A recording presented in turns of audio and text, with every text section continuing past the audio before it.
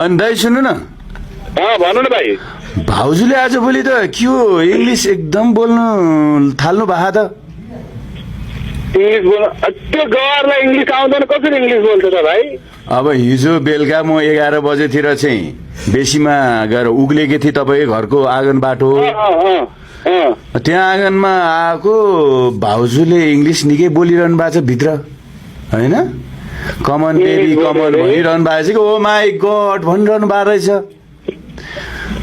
म त्यहाँ आँगनमा उभिएर सुने होइन दाइ,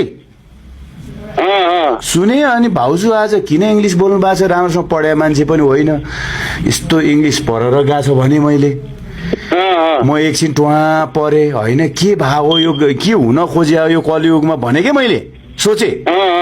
अनि फेरि एकछिन उभिएर बसेको त्यहाँ तल बेसीमा गएर आएँ, तपाईँ घरबाट आँगनमा आएँ। त्यसपछि एकछिन 72 सालको भूकम्प तर डाङ डाङ डाङ डाङ डाङ डाङ गर्न थाले के